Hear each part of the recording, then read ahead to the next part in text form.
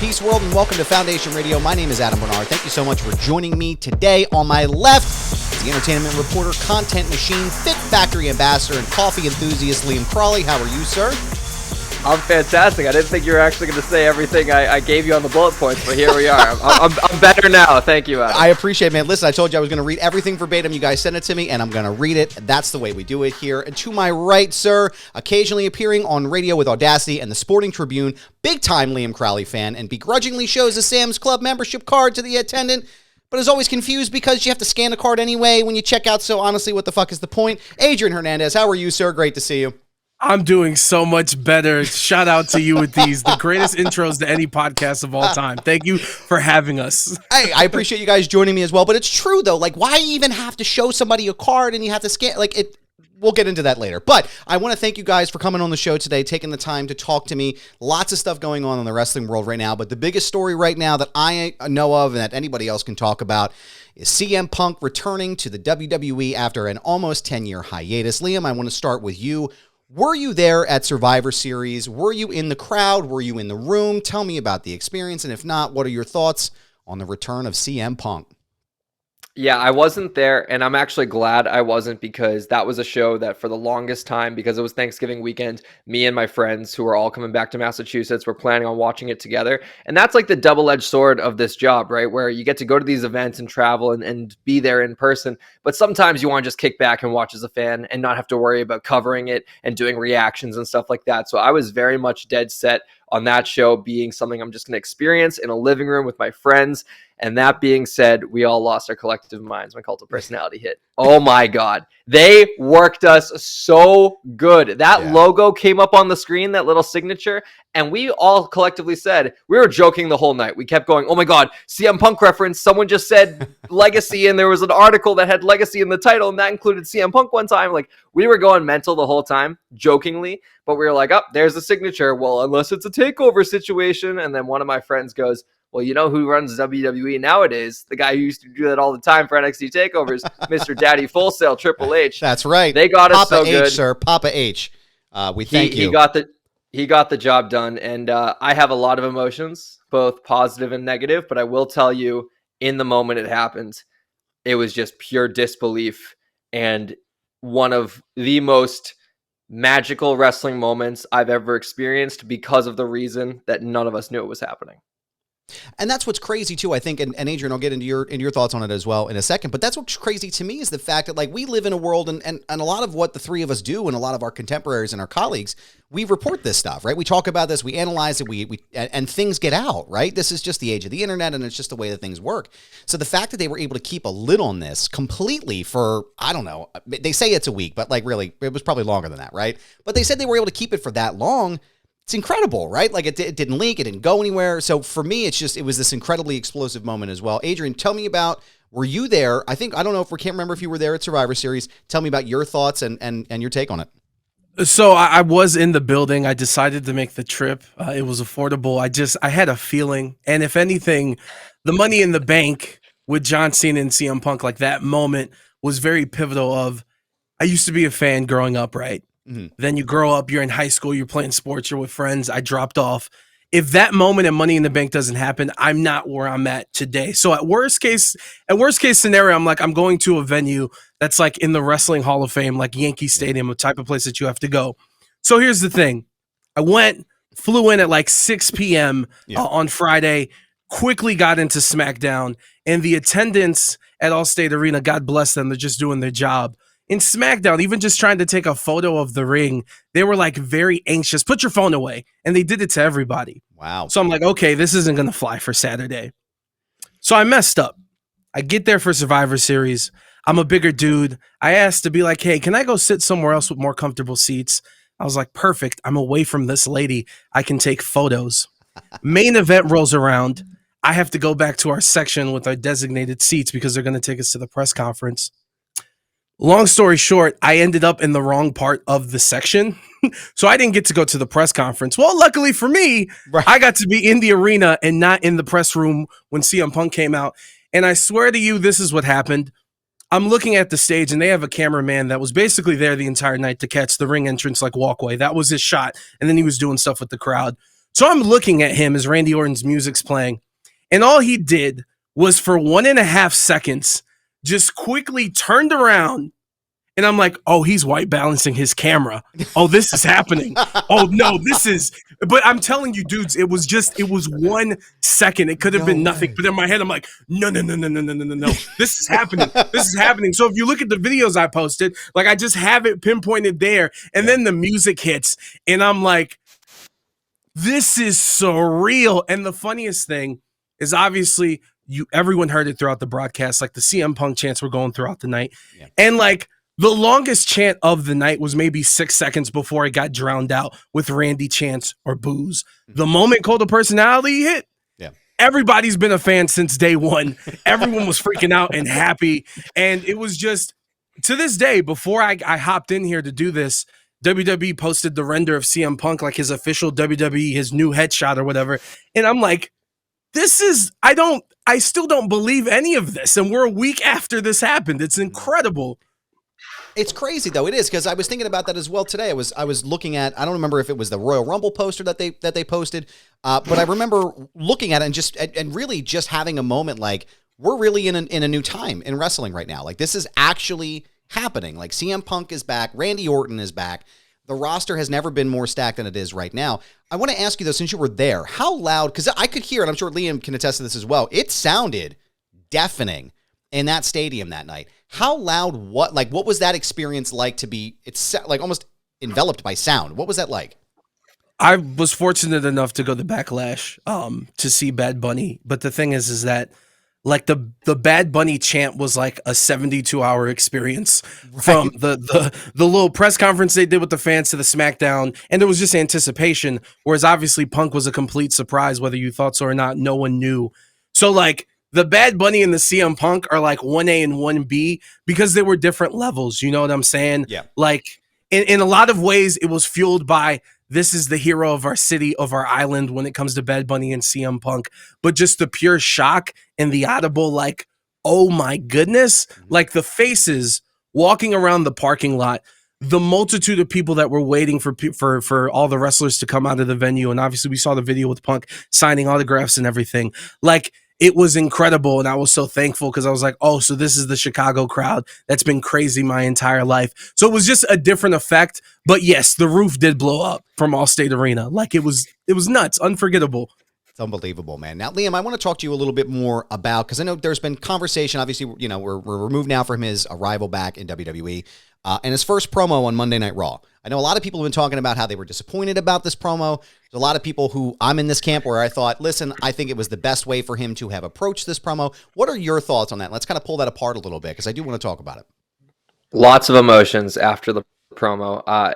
It takes a lot for me to stay up and watch an entire episode of Monday Night Raw. It's a long 3 hours, and I can't help but feel disappointed by the promo immediately, just because of all the hype going in, the commercial-free first hour. We were all expecting something that was going to blow the roof off the place. They obviously want to save him for that main event slot, trying to keep the viewers in, not just for the first hour, but keep them retained for the entire 3-hour broadcast. And he just said a lot of BS, man. Like, let's be real. I'm home. Give me a break. That line, again, I believe it's working towards a character. I believe they're working his whole, like, emotions into a storyline eventually, because everyone's talking about the fact that he says all that, you know, seemingly gushing stuff to the live audience, but then afterwards he says to the camera, to us at home, I'm not here to make friends, I'm here to make money. And I don't think that was an accident. I think that was deliberately planned, and that will get woven into the eventual feud with Seth Rollins, where he's saying, like, you're not fooling anybody, you're just putting on a front for these people. And then we get to see the real CM Punk when the cameras aren't necessarily rolling, when the microphone's not exactly at the front of your mouth. The I'm home line infuriated me. I can't lie. I'm a big AEW guy. I love that promotion. It resurrected my love for professional wrestling. Similar to what Adrian was saying about how Money in the Bank was super pivotal for you, for like resurrecting your fandom and all that.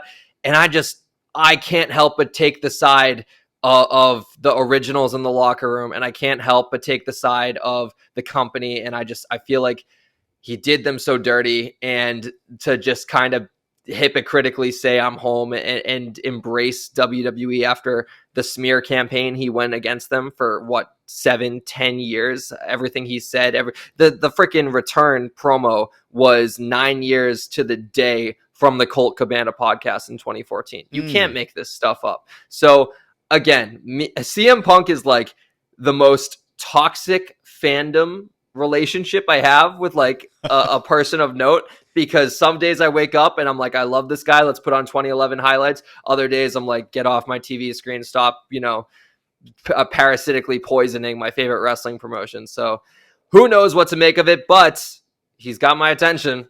He makes the television must see, and going into the Rumble, I'm fascinated by what they do with him and Seth.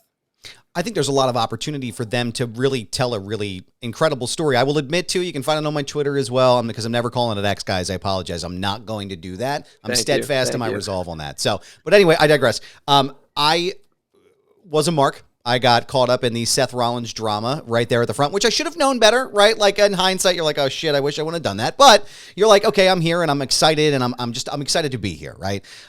Do you think in a world like, I guess Adrian, we can talk about this for a second too.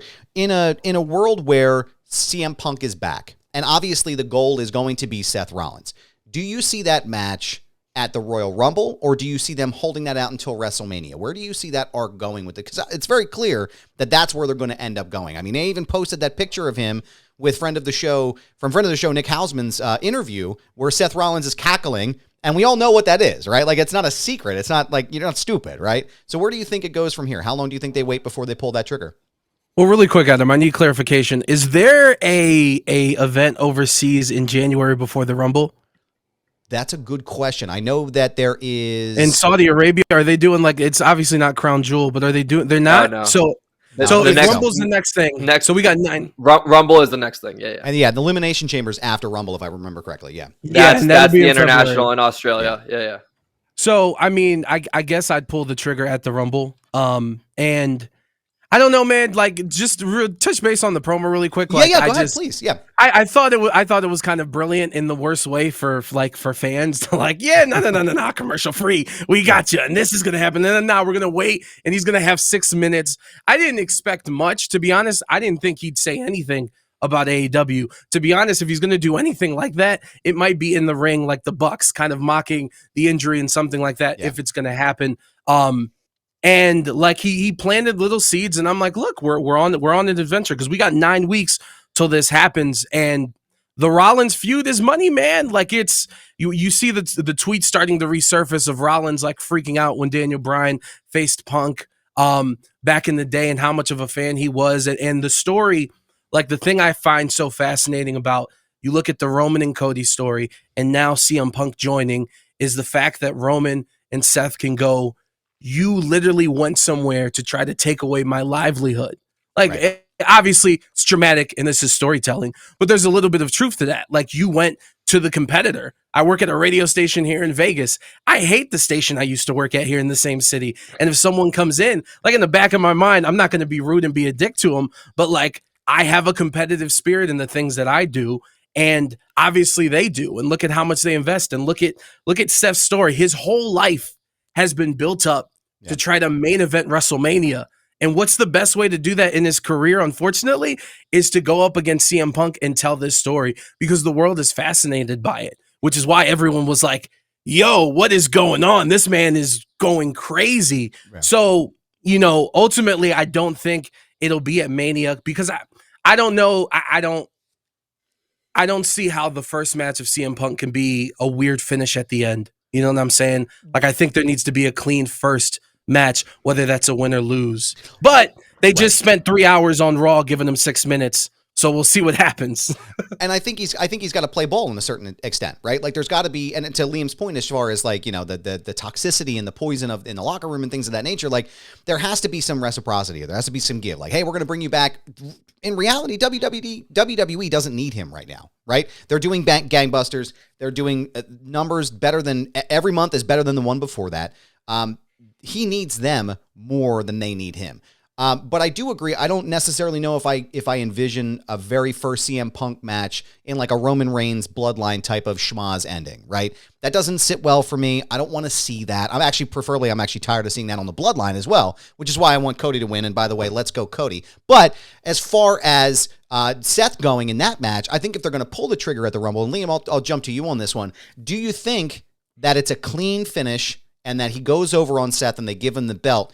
My question is, in other words, do you think it would be rewarding bad behavior in some aspect to give CM Punk a title right out of the gate as he comes back to the company? He's there for 2 months. His very first big match back is against Seth Rollins, and he beats him clean. What are your thoughts on that?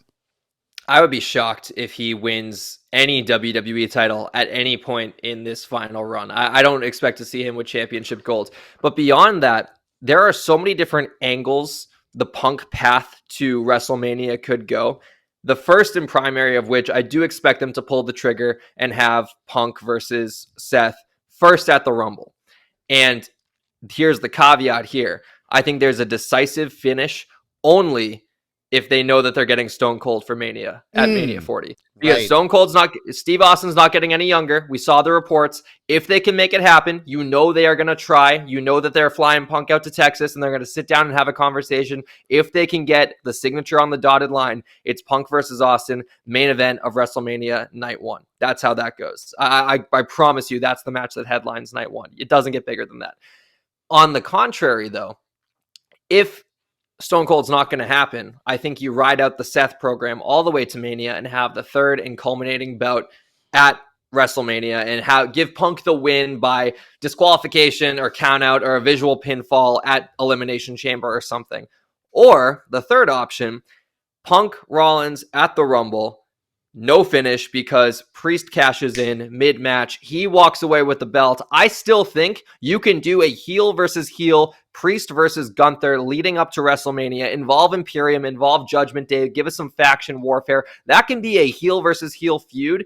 The only problem is, if that's the direction they go, and then Punk gets Austin, once again, here we are for the third year in a row, Seth Rollins is without a clear program, because you can say all you want, the Cody match was money, but leading up to it, Seth Rollins was the odd man out of WrestleMania 38. No one knew what he was going to do, and even after the match, it was a great match, but all anyone wanted to talk about, and deservingly so, was Cody. And then the following year, who does he get? Logan Paul. Again, great match, but no one's talking about that match afterwards. No one's talking about Seth in the build-up to Mania.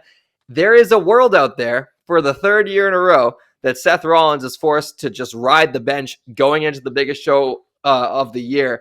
And it makes me wonder how long until we see Tyler Black in an AEW ring. That's not going to happen. He's too much of a company man. I know that's never going to happen. That's a bold statement, sir. That's a bold statement, yes. However, the frustrations that you see from guys like Drew McIntyre, guys like Seth Rollins, where they constantly get glanced over, they're in a good position on the card, but these are guys who have the caliber of carrying the company on their back, and they've just been dealt a bad hand when they've been put in that position before. And if CM Punk comes in and snatches up the main event of WrestleMania without Seth Rollins on a part-time basis, you want to talk about hypocritical, like from the Raw promo. 10 years ago, 12 years ago, he was complaining about Dwayne main eventing Mania as a part-timer, and here you are, pot calling the kettle black 12 years later. Well, let's open this up a little bit. Let's talk about this, because I know there was some conversation, I believe, and you guys can correct me if I'm wrong, but I believe there was some rumor and innuendo regarding, was it Okada that is a free agent right now or potentially going to be becoming a free agent? Do you think there's anybody on the international market that could potentially come in and have a really solid program with Seth Rollins? Let's just game it out for a second, because if Liam is here saying, hey, he's going to get shit canned for WrestleMania, he's going to basically be floating without a dance partner. Let's open it up. What do you guys think? Who do you think could step into that role to give Seth Rollins that moment?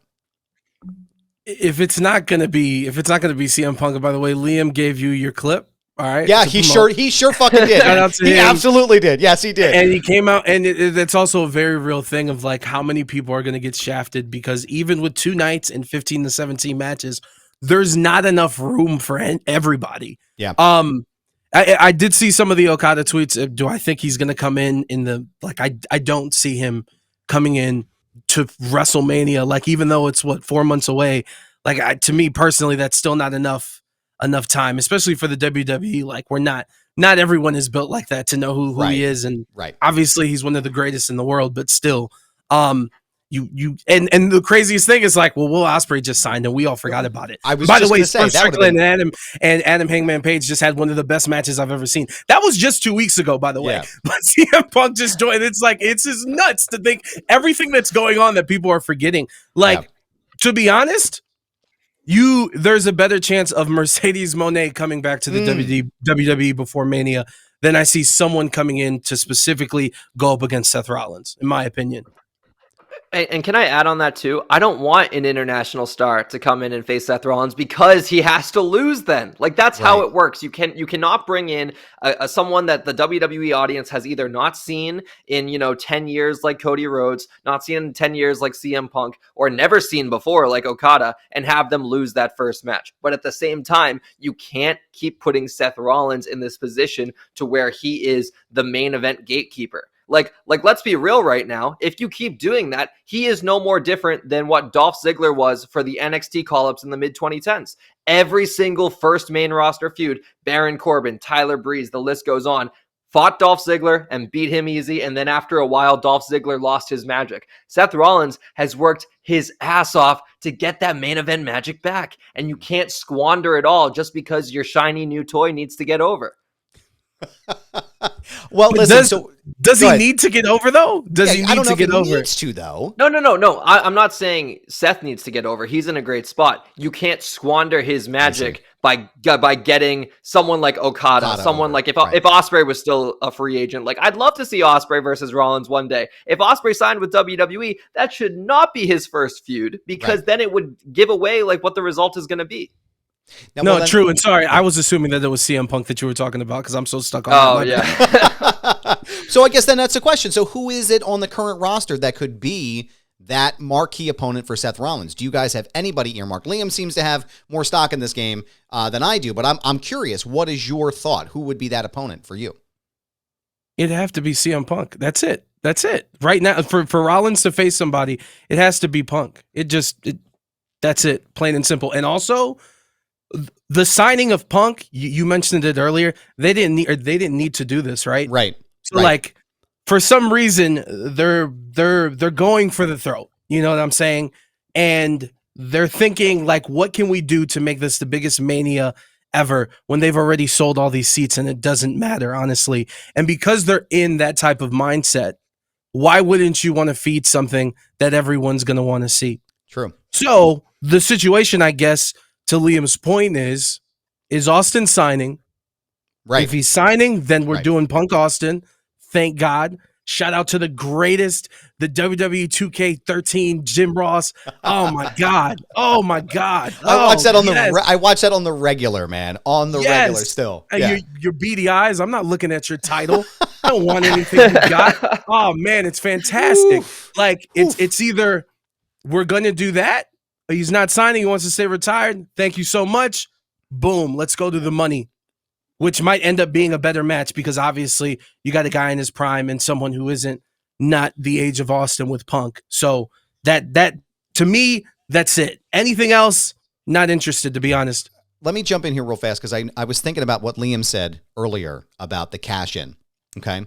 What if he has up until Mania or just after Mania to cash in, right? Like, does that he'll be coming up on his year at that point, I think? It's a year to the Money in the Bank premium live event. So like it could be a little longer than a year if the Money in the Bank 2024 is a little after what 2023 was. So in my mind, I'm thinking about this as we're kind of gaming this out.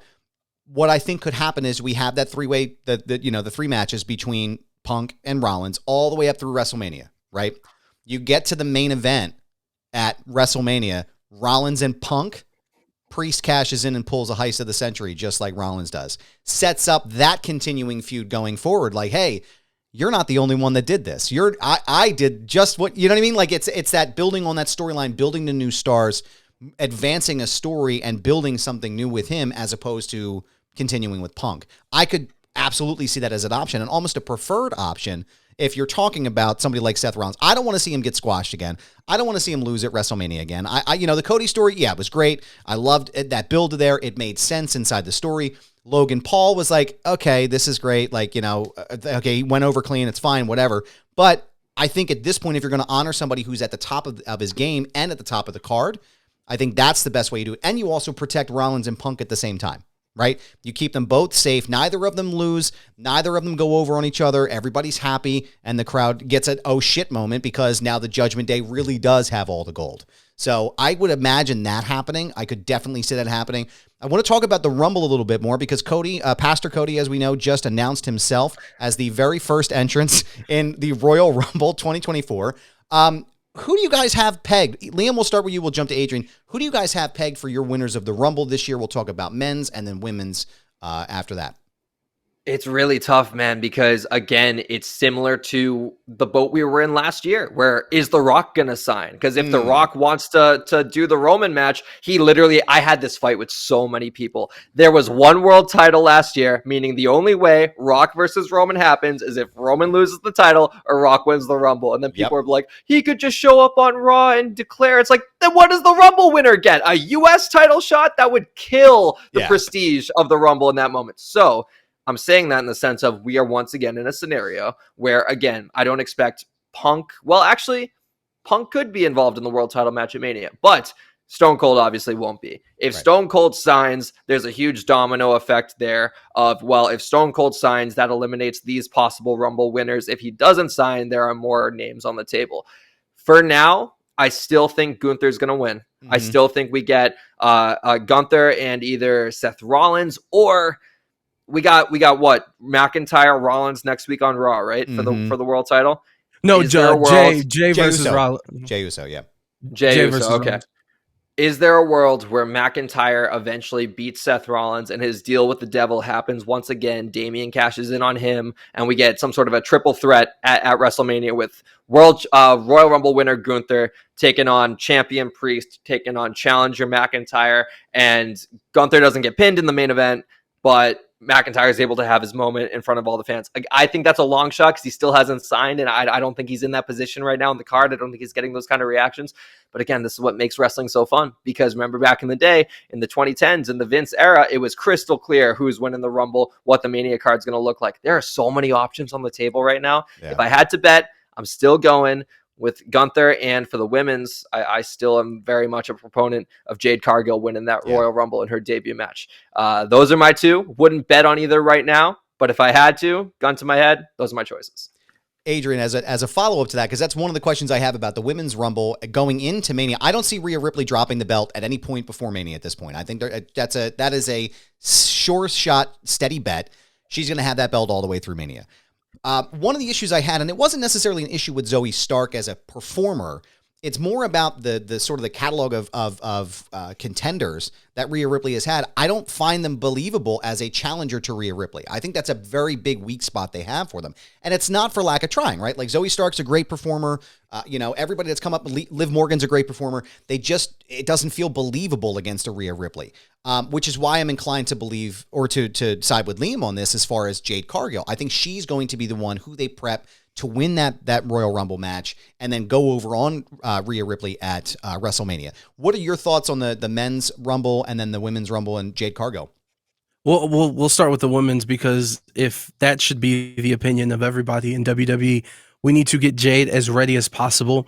And on one hand, I'm like, well, they made a really big deal as soon as she signed, and rightfully so, but having her show up and then not like just suddenly cut her off was like, well, there's no way they possibly knew that she was that green or not ready for what they want from her.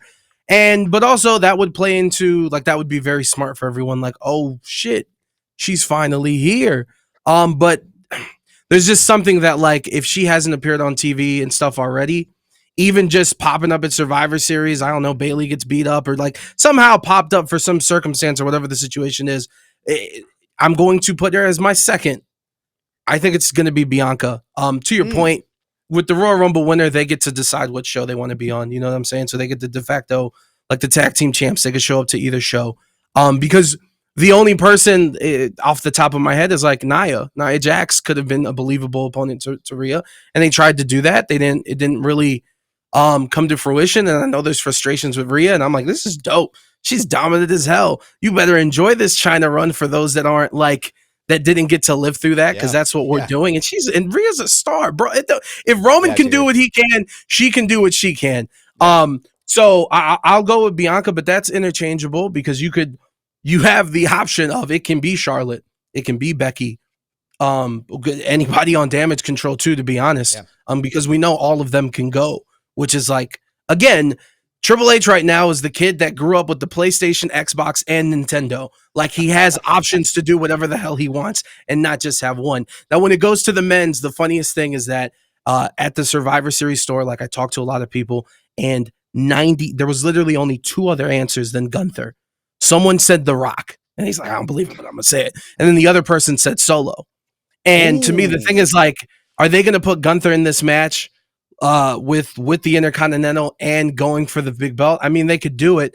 To me, that kind of ruins, I guess it frees up a match, but also, like, in my head, it's like, no, you can have him in a feud for the Intercontinental title with someone and make it worth it, because that title means so much now because of the record. That, like, that's a big ass event. We know he's going to go. So everyone's going to want to see that match, especially following up last year's triple threat that he was involved in. But like, it's either Gunther or they take the easy layup, which is Cody repeating and just hitting F5 and refresh on this Roman Cody story. Well, I mean, it's a fascinating point, though, as far as, like, the issue that I had so much with Money in the Bank when Austin Theory had it was because I felt like it cheaped out on like, to Liam's point, as far as cheapening that briefcase, right? You haven't cashed in for the United States title? Really? Like, that's not what I wanted to see. You now almost effectively stifled this man's jump. He hasn't gone anywhere since that point. I have a lot of issues with his United States run as it is, but I could see Solo really doing something incredible if he does win the Rumble with the Intercontinental title. I could absolutely see that match being incredibly important. Liam, what do you think about that? Do you think, and I could also see Solo being the guy that beats Gunther in the first place. Like, if there's anybody on the roster that I can think of that could potentially dethrone Gunther, Solo's kind of the only guy that pops into my mind right away. Liam, what are your thoughts on that? Solo winning the Rumble and challenging for the IC title is so interesting, because at first I want to say I hate it at first, just because of the nature of this is your one-way ticket to the main event. When I was first watching pro wrestling, I'll never forget Royal Rumble 2012. Before I started to notice the patterns of how things were booked, I was dead set. I really thought I could have put my life savings on it, that Justin Gabriel was going to win the Rumble and he was going to get a world title shot at WrestleMania. I fully bought into the idea that this, you know what? He's been on main event. He's been on Superstars. One-way ticket straight to the top. Right. Justin Gabriel, world champion, 2012. Didn't happen. And the idea of course, the Intercontinental title has gained so much prestige, but the idea of going for that over a world heavyweight title, which is already, doing its best to beat the second place allegations, to beat the consolation prize allegations. Seth is working his ass off to put it in a position to where it is an actual world title. If Solo makes a move like that, it just screams to me that the Intercontinental title is actually your number 2 title behind the undisputed one. Right. So that feels a little weird to me, although I don't hate the idea of him entertaining both options, then maybe doing a Batista situation and challenging Roman. But like you said, I do feel like it's Cody's year. I don't want to see a repeat Rumble winner. And that then brings up the Gunther question. At first, I was very pro. We both spoke to Gunther at SummerSlam. I was very pro the idea of him being both Intercontinental Champion and World Champion, and him vacating the IC title the night after on Raw and just reigning with the World title, until it didn't strike me then, but it's striking me now.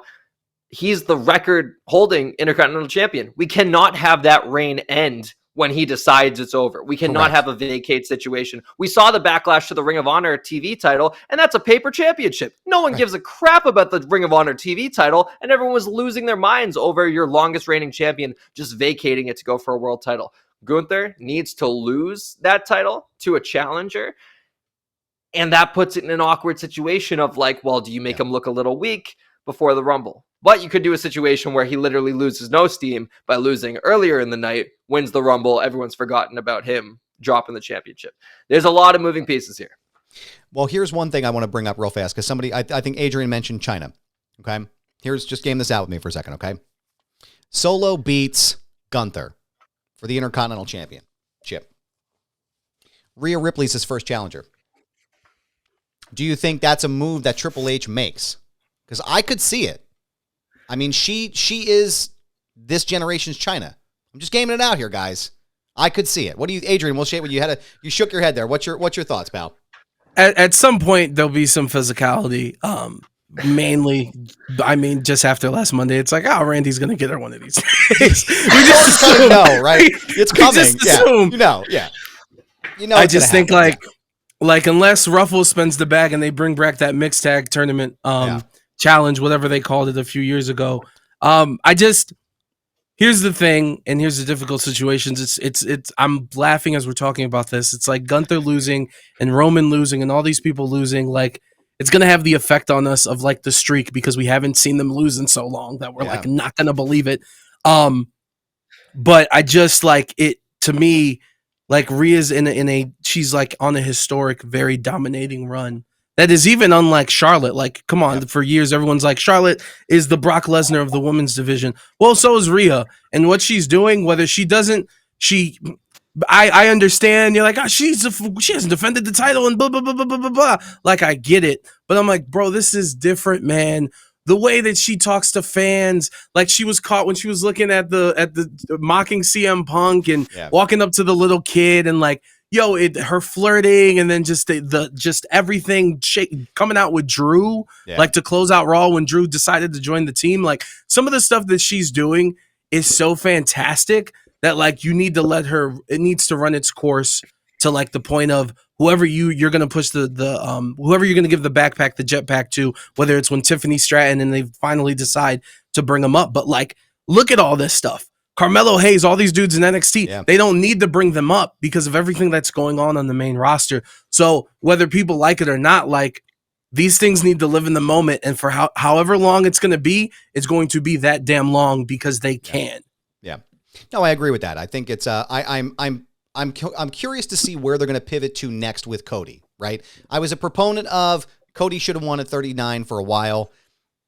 Seeing the story and where they developed it and kind of gone, I'm like, okay, well, where would they have gone at that point, right? Like, right at that moment, like minute 2 after he wins that title, what's next? There wasn't really anything clear at that point, right? Now, there's a ton of clearance and a ton of ways that they can go with it. There's 100 different feelers that they put out there. If it's the Judgment Day, if it's Drew McIntyre, right? If it's CM Punk, right? There's a ton of ways they can go from a storyline post-Roman. So I think for me, my money is definitely on Cody making his way back to Roman, whether it's the Rumble, whether it's Elimination Chamber, which I think he's going to end up in. If he doesn't win the Rumble, I think he ends up in the Elimination Chamber, and I think he challenges Roman for the title. Speaking of challengers for the title, though, Liam, I want to pivot real fast to AEW because you brought it up, and I want to talk about it real fast. Samoa Joe and MJF. Now, I am a huge Samoa Joe fan, have been for the first time I saw him. Those promos that he did with Brock Lesnar in the ring before Great Balls of Fire, I still think, and I will put money on this, friends. Anybody that's listening already knows this. Samoa Joe not beating Brock Lesnar at that pay-per-view is the biggest drop ball in the 2010s era of wrestling. Print that on your hands, tattoo it on your forehead because it's always going to be true. Tell me about right here. That's where it was. You see this? You drop the ball, guys, right on your forehead. So let me ask you, Liam, tell me about the build with what's going on with MJF and Samoa Joe. Are you enjoying it? And do you see a world where Samoa Joe goes over on MJF? It's frustrating right now with AEW because once again, they are in a position where they are reactionary booking to stuff that has happened out of their control. I think everyone knows that the plan was to do MJF versus CM Punk at World's End in a quote-unquote unification match between the real AEW World Championship and the so-called real World Championship. And the magic, man, this will go down. I genuinely believe, at least in my lifetime, this will go down as my biggest pro wrestling what if, because Long Island, New York, less than 24 hours before MJF's contract expires, world title on the line, and you have the magic of CM Punk playing the heel 12 years after the fact of Money in the Bank. That story, it was there. They clearly wanted to do it at Full Gear 2022. Punk got injured, all out debacle, blah, blah, blah. They did everything they could to make it happen this year. And again, the straw that broke the camel's back, we're never going to see it. Samoa Joe slotting in is a little frustrating for me just because we've already seen it. AEW does such a great job of having fresh challengers for their championships, and I really enjoyed MJF versus Joe at Grand Slam. Obviously, MJF didn't get like a fully decisive victory, and I believe he might have cheated and swindled. He's kind of rocking the Eddie Guerrero cheating babyface right now. I don't think Joe wins, but the MJF injury now adds another variable into it because he's got a torn labrum, something that if he gets surgery, he'll be on the shelf for 4 to 6 months. He's rehabbing it. So I think that means that he's just going to continue to wrestle hurt and hopefully things resolve, similar to what Seth is doing. Like at any moment, Seth gets surgery for his back, he's on the shelf for half a year, but he's choosing not to and just be that workhorse world champion. I do enjoy that AEW did this thing going up to Full Gear when he's fighting Jay White of acknowledging the fact that a lot of people want the championship. You got Wardlow, you got the stuff going on with the Devil, you had Samoa Joe, making his name felt leading up to the Jay White match, and now he is put in that position as the primary challenger. I don't want Joe to win. I don't want, especially for this pay-per-view that should be built around MJF's contract status, and they haven't acknowledged it yet, even though all signs kind of point to them doing that eventually. Joe should be world champion one day, but it just feels too soon. MJF has had a really good run with the AEW world title. I don't think enough people are giving him credit. It's over a year old now, and it doesn't feel old. It still feels fresh. And I want them to do the whole little angle of have him retain at World's End and don't have him show up on AEW TV until after the Rumble. And I know WWE will make their efforts to try and dampen that storyline by saying he's not coming in. They'll do something because it's clear that they don't want to even give a hint that MJF's coming in when we all know behind the scenes he is most definitely 99.7% confident he has re-signed a contract. But I would still like that magic of buying in a little bit. Work me. I like being worked. It's fun. Thank you for saying that because I didn't mind being worked. Like when I found out that Seth Rollins wasn't actually I was like, oh man, I got worked again. Like it was the first time it happened in a long time. I was like, that's exciting. It's a good feeling, right? Being back to being a fan, being back to being a kid. I was really hyped about it. But I also want to talk about Swerve Strickland because I know his name has been in a lot of people's mouths recently. Adrian, I want to talk to you about that. Tell me about your feelings on Swerve Strickland. How soon do you see him becoming world champion? And do you see a world where he beats MJF for that title? Swerve Strickland, most improved. Like, what are we going with? Rookie of the year? He's not a rookie. I don't know what trophy he needs to get, but I just know that his trophy case needs to be full because what a freaking run this guy has been on. Lucky enough to go to Full Gear. The craziest. Listen, every guy in that building during that Texas death match was disgusted, including me. Every female was like, I want more blood! Do it again! He touched your kid! He touched your kid! It was surreal. It was like it was an out-of-body experience. Wow. When Jim Ross said that with Shawn Michaels and Undertaker, out-of-body experience.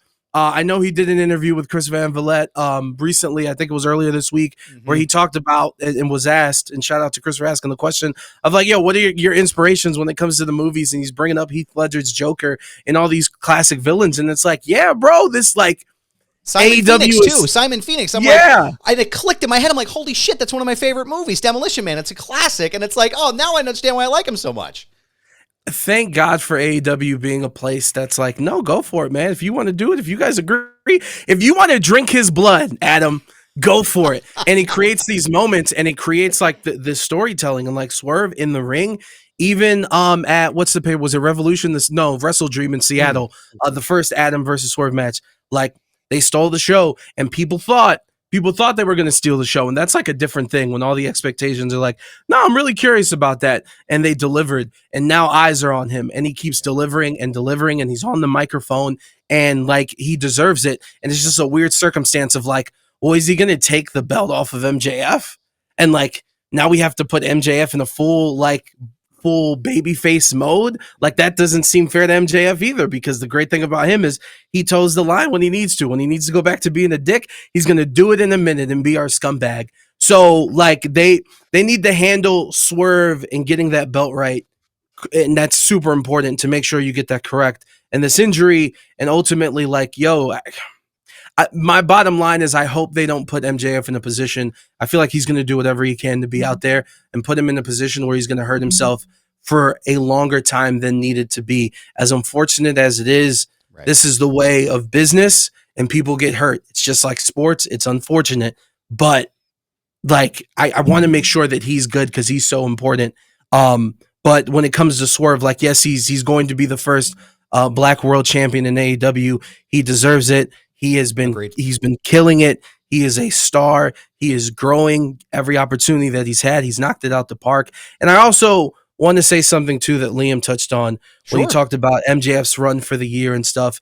And I've been hearing a lot of conversation of like, oh man, they buried Jay White and all these things, and now you made him look weak and this, that, and the third. And you know, some people didn't really like the Four Pillars angle that they did at Double or Nothing this past year and stuff. And like, you can have your disagreements, and I'm not going to say you're wrong, but one thing I am going to say is that MJF has turned himself into a star, a bona fide star, not just an AEW star or a wrestling star. Like, he is on that precipice to be able to do that, which is why I was so frustrated and couldn't believe that you just let Jade Cargill go. Like, how could you do that? She can walk into any room in the world, and people not even knowing she's a wrestler, they're just going to be like, who the hell is that? And you can't let people go when you're in the position of trying to grow yourselves. So they have that with MJF, and he's turned himself into that. And like, listen, man, yo, no disrespect to Jay White. I will be before he signed to AEW, I've seen 3 of his matches. So I'm coming from a place of ignorance. But bro, Jay White, you're a great wrestler. I love rap. I love dudes that know how to rhyme. But like, I don't care that you sound like you know a thesaurus really good. Like, I want to make sure the song's good. So Jay White, listen, I'm not saying he can't cut a good promo. He cut a great one after losing to Swerve. That was really great. Like, Jay White, it seems like you're good. You know what I'm saying? And that's great, and continue it. MJF is a star, and he's homegrown, and he did it in front of all of our eyes. So like, he gets to have the LeBron, if LeBron wants to have a game where he shoots 30 shots, he's going to have to take it because he's LeBron and he's so important. So shout out to MJF. And like, I don't like some of the critiques. I'm like, what are you guys doing? Like, in the darkest of days for this company, it wasn't Kenny. It wasn't the Young Bucks. It wasn't any of them. It was MJF that was kind of leading the charge. So when he says that in the press conferences and he's like, I want to be the leader of the locker room, he wasn't just saying that.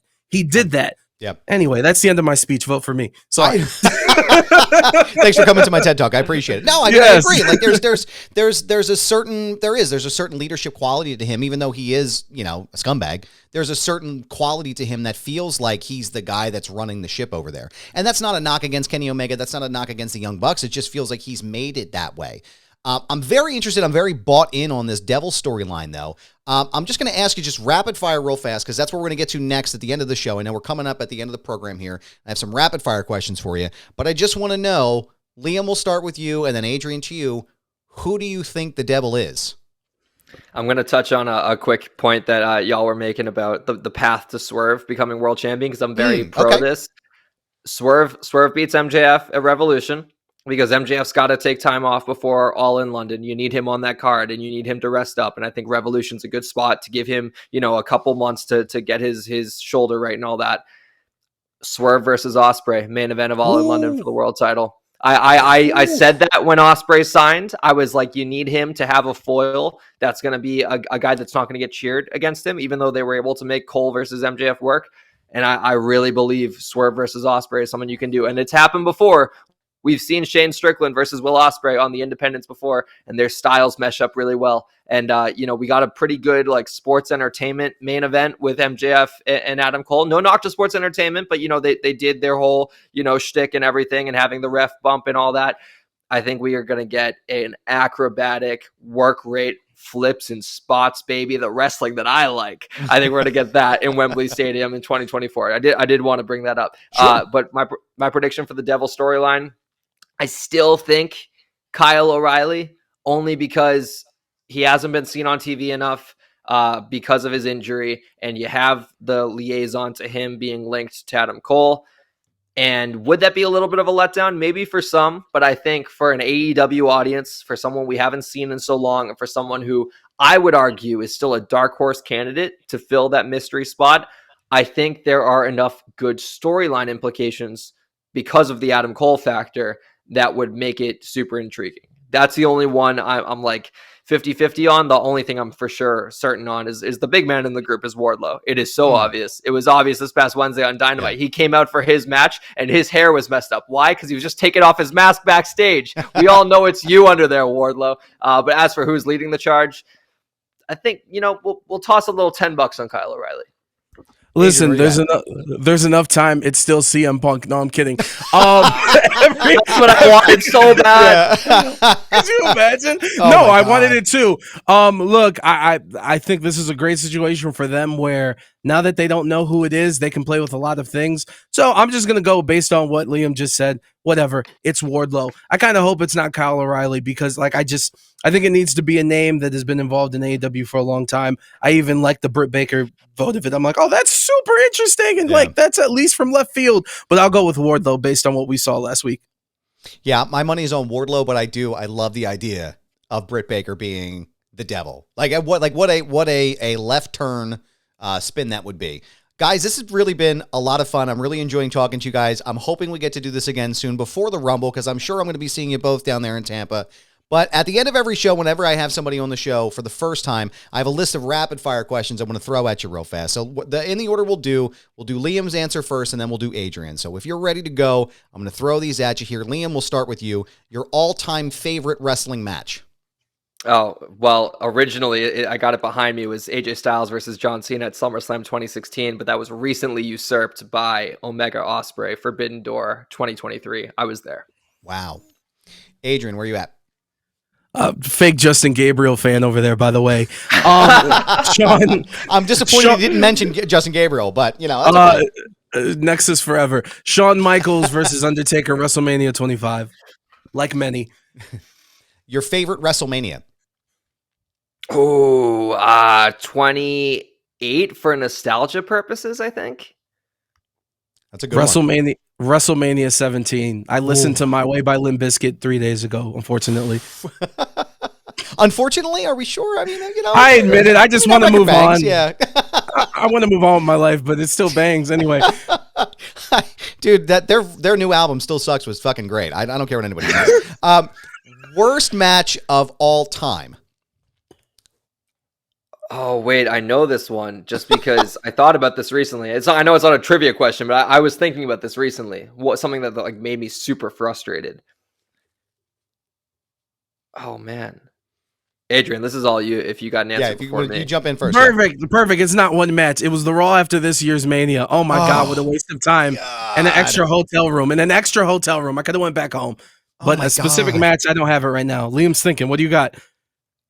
Probably Triple H Roman Mania 32, just because of the who cares mentality of what are we doing right now? That Ambrose Lesnar that year too was like, what's going on? That whole time, that was tough. I felt like everything outside of Undertaker and Shane from that WrestleMania was like, oh man, this is the shits. And it's 7 hours nonetheless, Hey, our boys Zack Ryder, Matt Cardona winning the IC title. That's true. All right, so that was a moment. Yeah. That was a good moment too. So we'll add that in there. Worst gimmick of all time. Man, I know these was supposed to be rapid fire, but you're making me think man. here. Hey, man, that's what we do here. Worst gimmick all time. I hate giving you dead air. I'm trying to think out loud right now. Good. Lacey Evans. Sorry, go ahead, Liam. Go ahead, man. I was gonna say the first thing that comes to mind is the Isaac Yankem DDS Kane's old gimmick, but I wasn't even watching. I see that in just wrestling list videos all the time. Dude, I don't know, what was that, 94? I was 9 or 10 years old, and even then I was like, this fucking sucks. This is terrible. What do you think, you know what I'll say? I'm sorry, Jungle Boy. I don't get it. The current heel gimmick he's got going on. I didn't mind the Jungle Boy character, actually. I thought it was a good mid-card comedy act. Not even comedy, but just lighthearted for the kids. Silly, this heel Jack Perry coming out to a symphony. I'm sorry. He's a nice guy. I've interviewed him before, but it's just not working. And it also cost us CM Punk versus MJF at World's End. So yes, it sure did. Adrian, what do you think? Just off the top of my head, I'm sorry. Anything Lacey Evans has done, It has never really hit for me Yeah. personally. Just my opinion. Sorry. Your favorite wrestling angle? I got the good ones here for you guys. This is what we do. I was just thinking about earlier today how due we are for a company-wide, like, all-encompassing story. I love when, like, I love the Nexus angles and, like, the Vince McMahon limousine angle. And the last time they tried to do it was Retribution. That obviously flopped completely. But Oof. I really do enjoy a company-wide angle like that. And Nexus feels like it's cheating because I wasn't watching live. Man.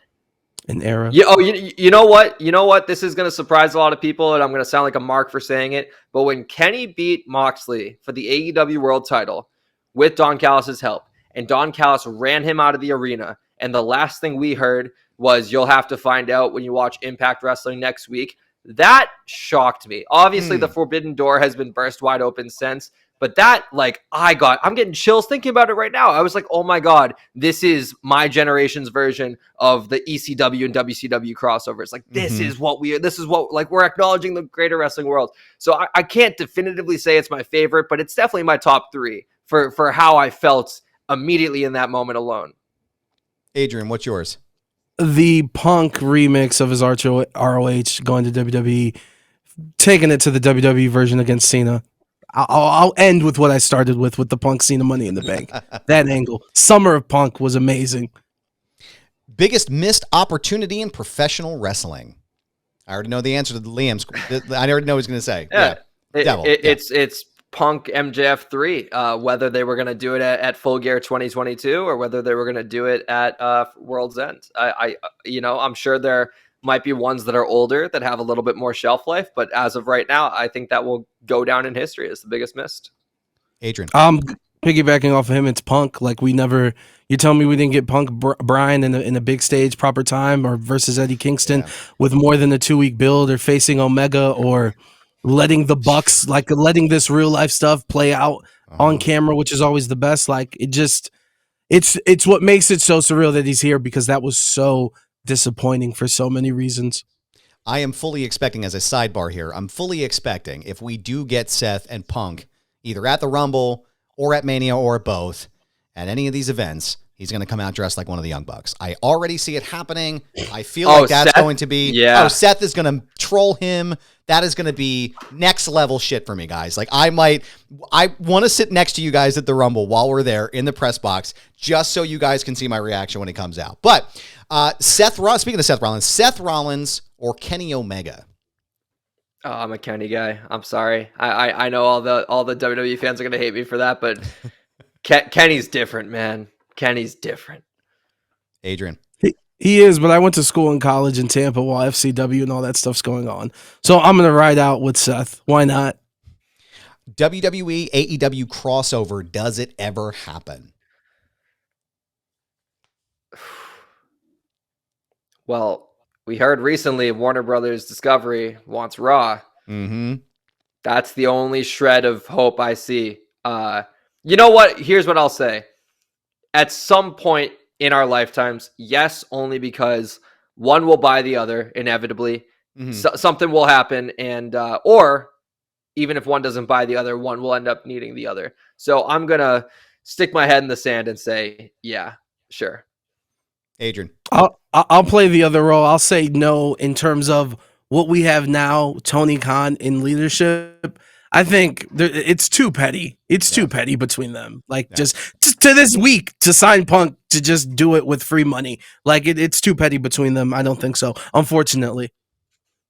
WCW, and we're talking about pre-Russo and the height of the NWO, or ECW? I have a very limited amount of exposure to both, but I will say WCW just because I feel like I've watched a little bit more. Adrian? Same thing. You asked the wrong era for this question, but it's still a great question. I'm a Paul Heyman guy. WrestleMania is going to be in Philly. I'll go with ECW. NWO or DX? Oh, I'm an NWO guy. Like, I wasn't really watching live as much, but they're just so cool. Yeah. Like, the shirt's more iconic. The hand signs are more iconic. People still tossing up the Too Sweet today. Adrian? People are still tossing up the Suck It today and all type of true. things. But I'm a man of merch and wearing t-shirt and clothing. And that NWO shirt is top tier. Yeah. So I'll go with NWO. I will let you know that one of my oldest son just got in trouble for doing the crotch chop at school, and I can tell you that I've never been more proud as a dad. At that moment, I was like, "Listen, buddy, James, I love you so much." You're the real MVP. He really is. He is the MVP of this house. Last question for you guys: Sting and the Undertaker finally wrestle. Who goes over? Man. This stumps everybody. Yeah. If it's today, or even in the last 5 years, I don't see how you can't say Sting, because Undertaker's body was broken down by the end of his run, and Sting still looks pretty spry. But if we're talking streak era Undertaker, Taker gets the win, but Sting makes his name in that match. I'm going with the Undertaker. Be sure to search Adrian Hernandez Undertaker interview on YouTube. Cheap plug. Yes, dude. And by the way, you're both that and your Adam Copeland interview. They were both fantastic. Gentlemen, thank you both so much for being here. This has been really exciting. I've really enjoyed this conversation.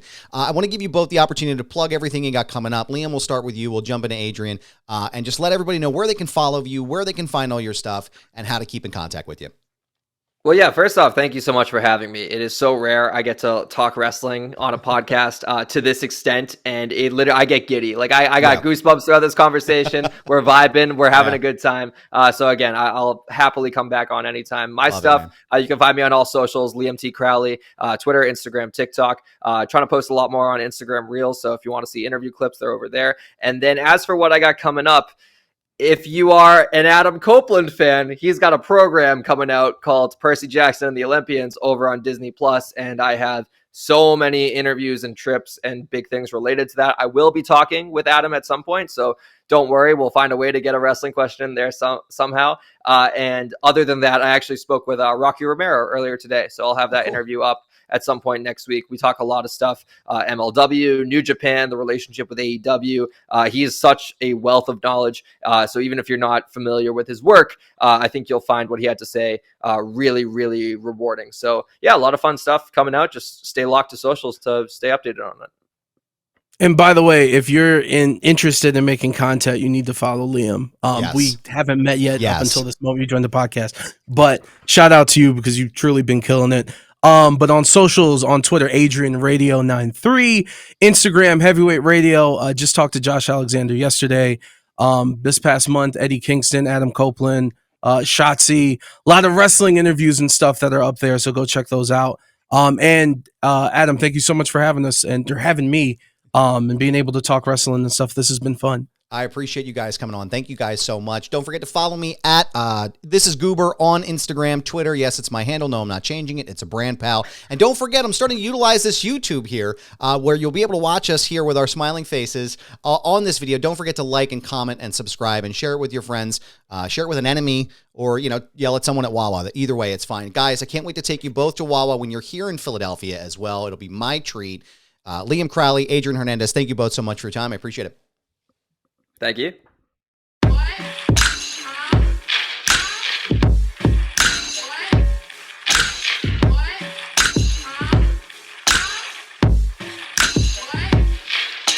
Foundation Radio is hosted, recorded, and produced by Adam Barnard. Additional production and narration provided by Sam Krepps. The show was mixed and engineered by Carl Pinnell. Our intro and outro music was performed and produced by Dumb Ugly. Additional musical accompaniment provided by Enrichment. Special thanks to Greg Mead, Joe Keane, Jeff Quinn, and Dr. Ruth Almy. Follow us on Twitter at FND Radio Pod and find our entire archive at foundationradio.net. This has been a Butts Carlton Media Production.